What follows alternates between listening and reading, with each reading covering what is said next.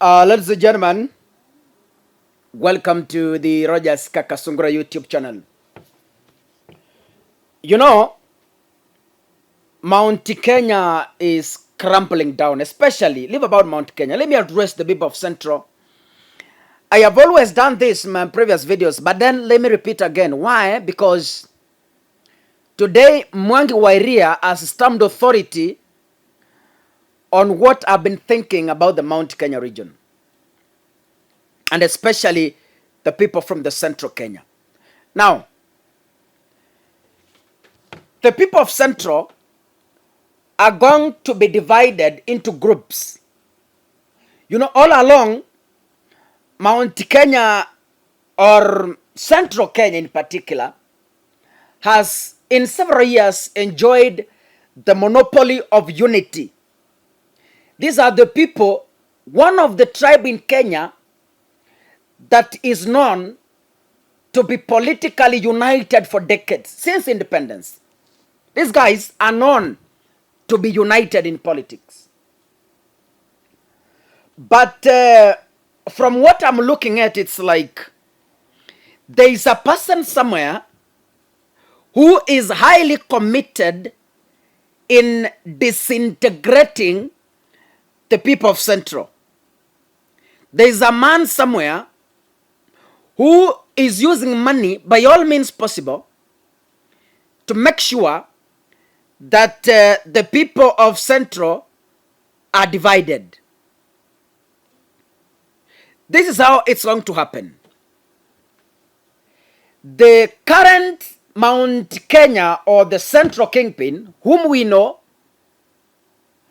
I highly doubt if his DNA oscillates around the you know, those people who did the river between. Wale mulisoma the river between, written by Ngugi wa Thiong'o. There are two tribes, and kulikuwa na two mountains the river was passing through. So in this sense, what do I say? The mountain is being divided into two, and a river is passing through. Which river is this? The Kenya Kwanza River. It's a stream that is passing between the Central Kenya. And this river is going to create two sects in Central Kenya. One sect that supports Rigathi Gachagua, and another sect that is going to support an emerging, or rather an existing, politician. I'm going to explain this in details. Gachagua is creating a monarch. You know, Gachagua has not been in politics for a very long time. He just left, he just came from civil service. He became a one-term member of parliament.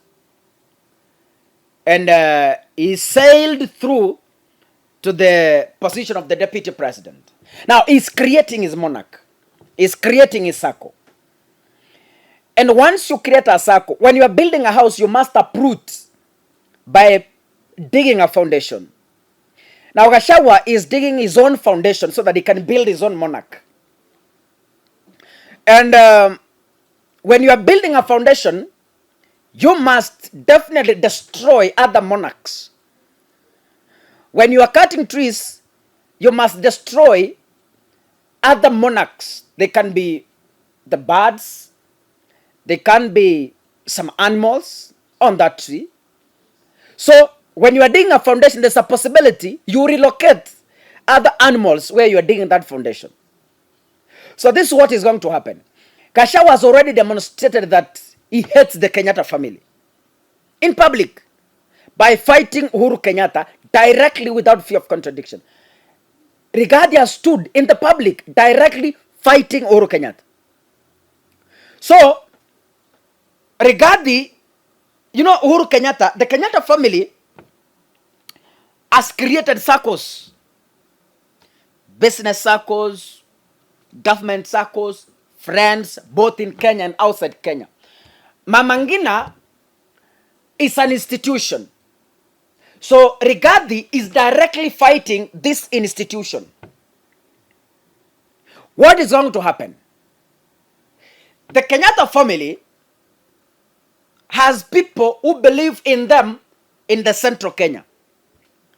And Rigathi is making new disciples, Kina Kimani Chungwa and the rest. He is recruiting the new disciples. Now this, you know, Kenyatta family is a dynasty. Dynasty means ile familia ambayo uongozi unakuwa inherited, right? From childhood. Uongozi unakuwa inherited. Kenyatta, Uhuru Kenyatta, hivyo tu. It's a dynasty family.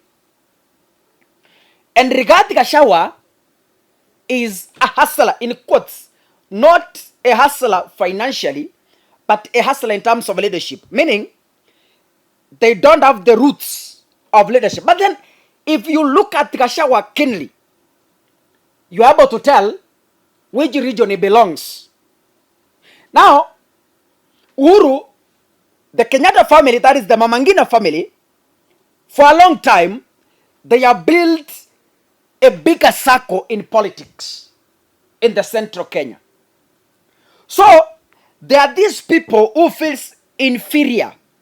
The people never had the opportunity to cling themselves into the Mama Ngina family in one way or another. So these are freshers who are trying hard to break the barriers and emerge as new kingpins in the area. This is what Gachagua is doing.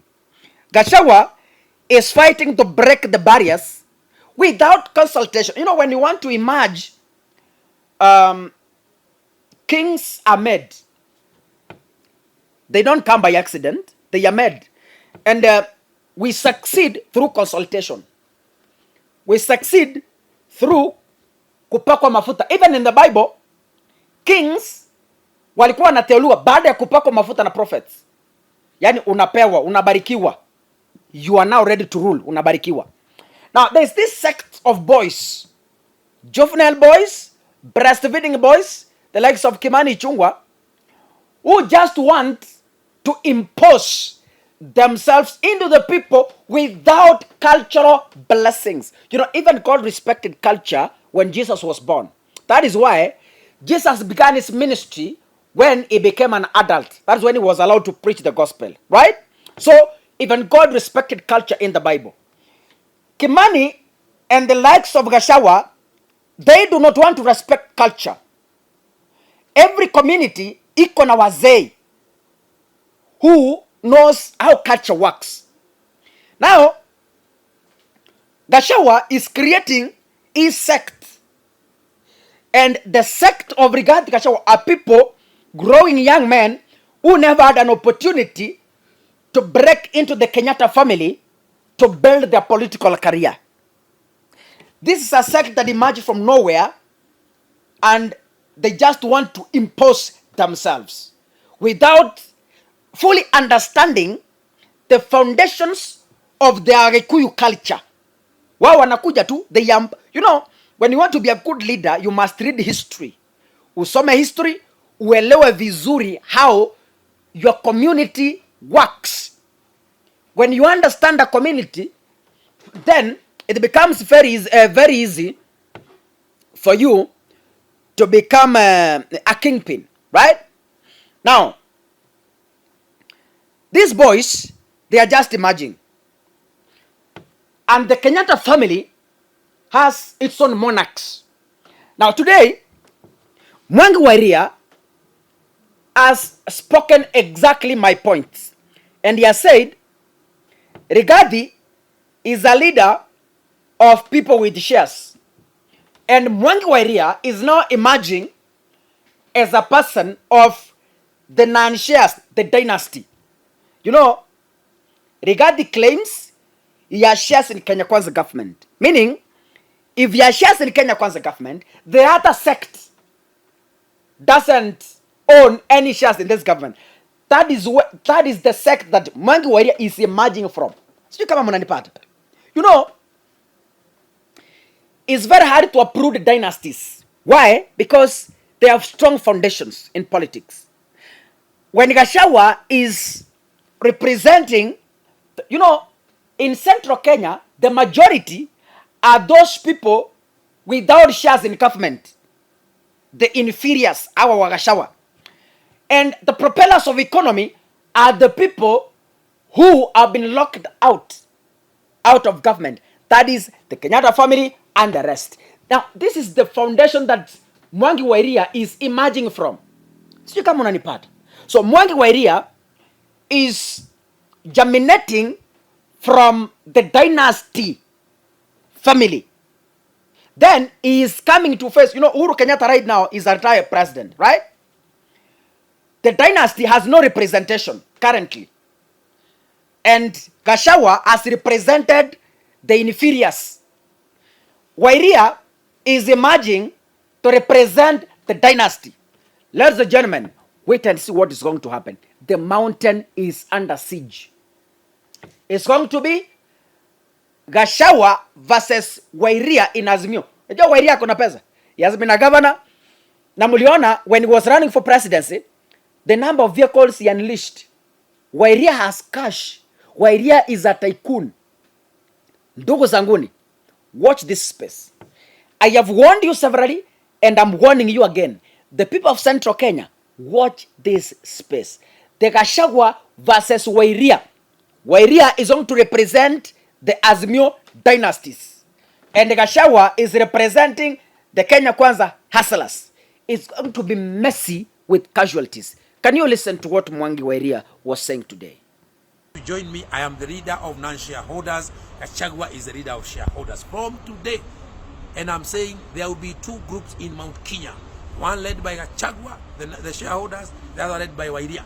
And that was one of the purposes of meeting Raila Odinga today. And I've told him clearly as so.